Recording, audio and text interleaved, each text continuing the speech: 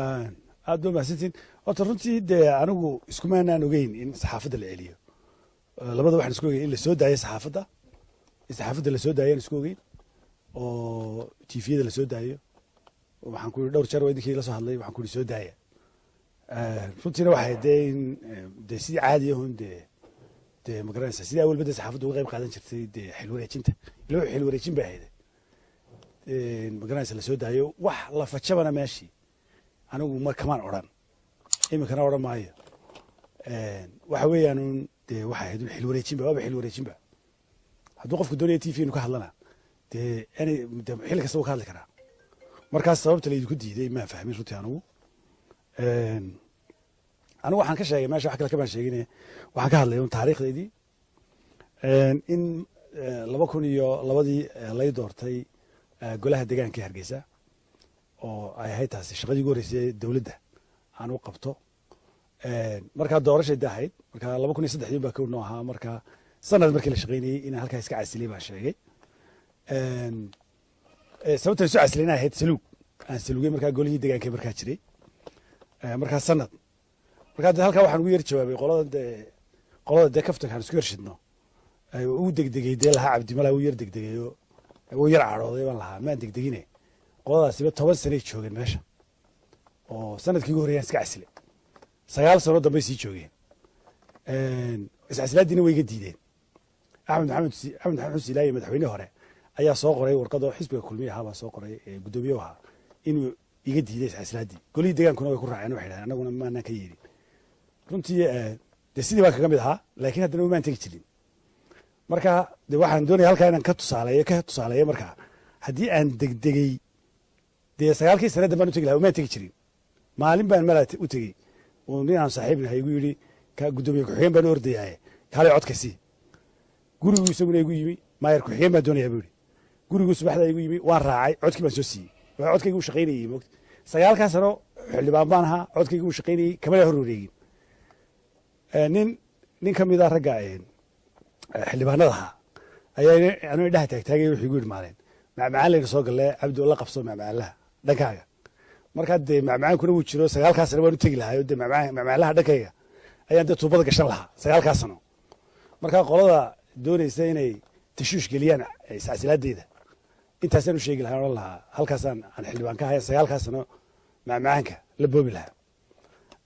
intaa waan ka sheegay markaa go-aankaygu ma ahayn go-aan degdega cadhana mu ahayn waxaa go-aan maxaan ku dhahaa ka soo go-ay maxaan ku dhahaa fikir iyo maskaxdayda anoo maankayga iyo markayga qaba waxaa kaloo halkaan ka sheegay in 2013 la magacaabay maxaan ku idhahdaa commissionka la dagaalanka aidiska dowladdii kulmiye 2010 bay maamulka qabsatay anigu maan ahayn qoladii markaa la magacaabay hore laakiin 3 sano ka bacdi 2013 ayaa la magacaabay gudoomiyaha commissionka aidiska guulaha aan halkaa ka sheegtay waxaa ka mid ahaa guulahan marka halkaa joogay aan gaadhay waxaa ka mid ahaa oo meeshii ka sheegay xil wareejintii inuu aidisku ahaa uu marayay boqolkiiba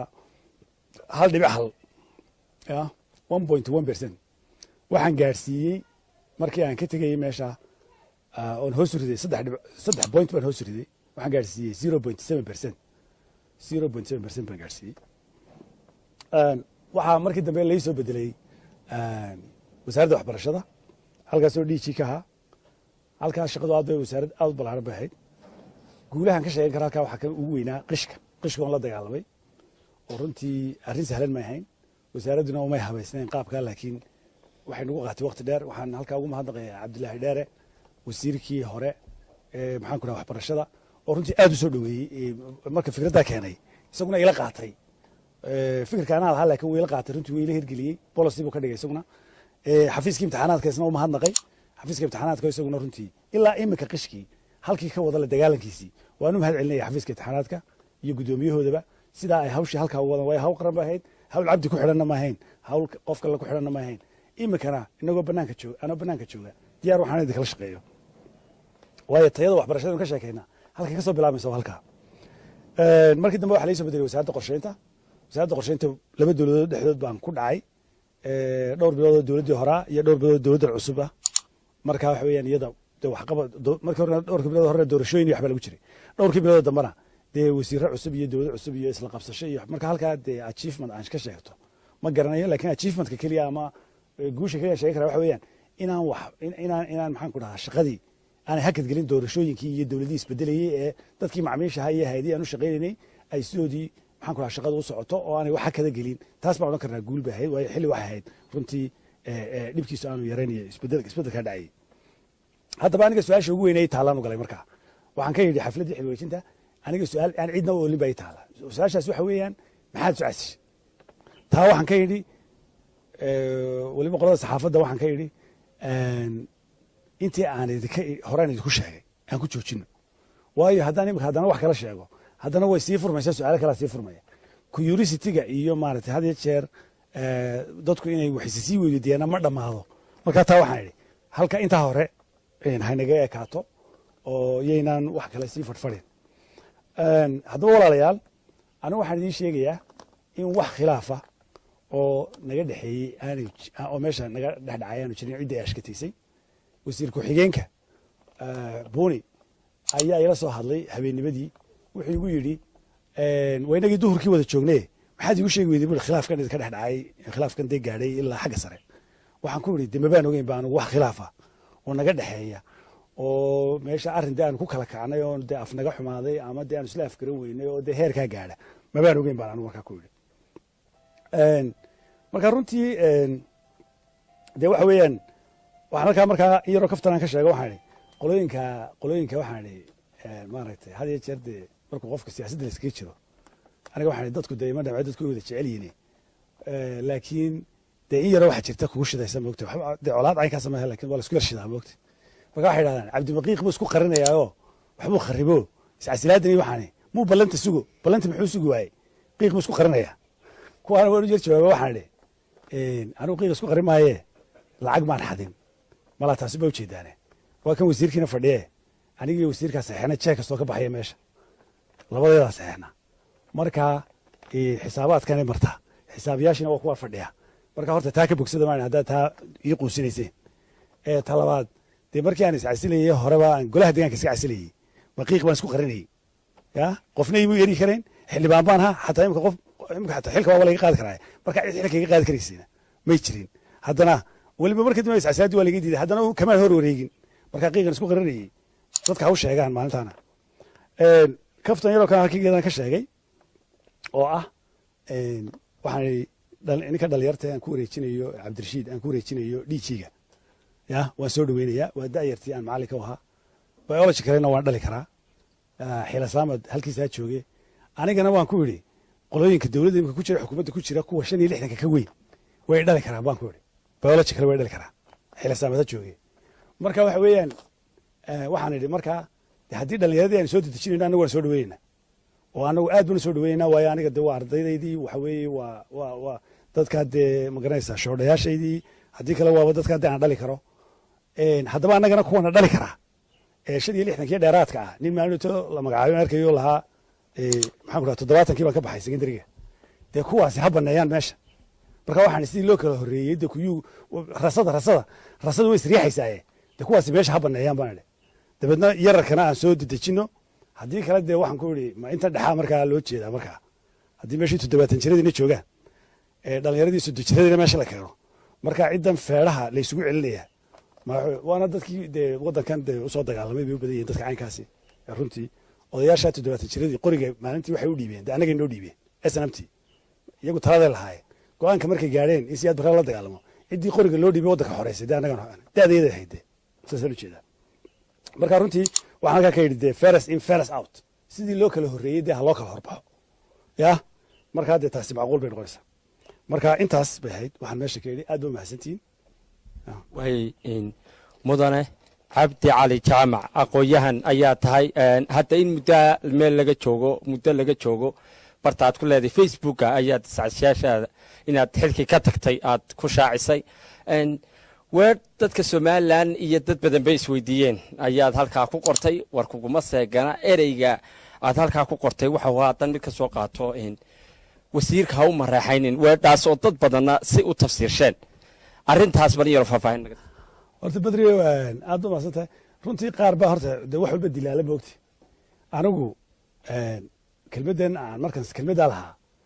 waxa weeyaan waxaan ka fikiray waxaan madaxweynahana dhaawac u geysan anna sabab ii noqon kara meesha inaan kaga baxo kuwa iminka aniga igu darajo doonanaya leh hadalkii madaxweynaha ayuu maxaan ku dhaha soo dhigay facebook iyo magaranaysa soo dhigay leh waxaan leeyahay haddaan doonayo waxay doonayaan wax kale inaan sheega bay doonayaan laakiin anu ma sheegayo qof mas-uula baan ahay laakiin hadalkaa intaa aan soo xulay waa inaan madaxweynahan waxba yeelayn oo weliba magac u kordhinaysa anigana ilaa sabab baa layga baahan yahay meesha kaga tage dee sababtee meesha kaga tegay marka waa hadal xisaabsan buu ahaa oo maskaxdeeda ka soo baxay madaxweynaha waanu naqeeyey ya kooteshino kalea soo qaadan lahaa haddaan doonayo intaas madaxweynaha nama dhex barintahay marka kuwaasi igu darajo doonanaya aniga waxaan leeyahay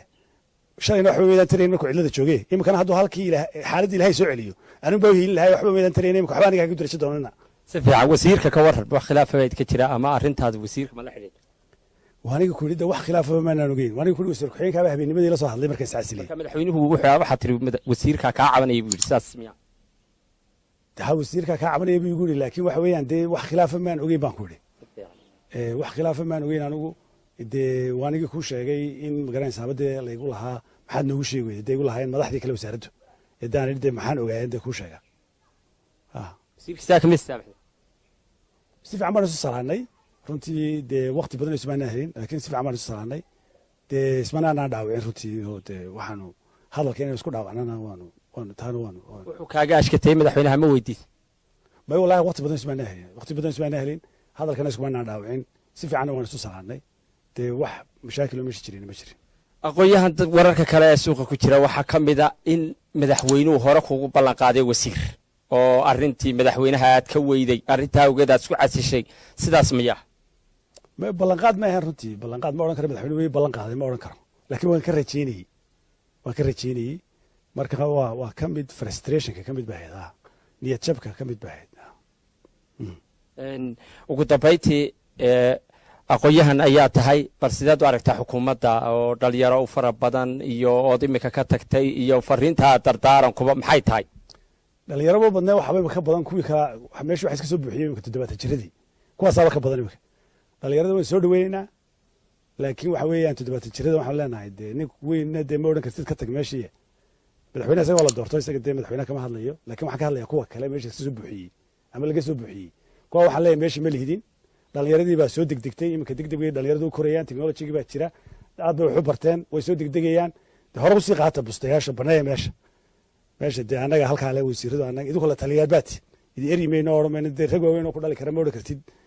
iska tag ma odhan kartid waad ka xishoonaynaa idinku waxaad tihiin la taliyaa retired baati howlgab la taliyayaal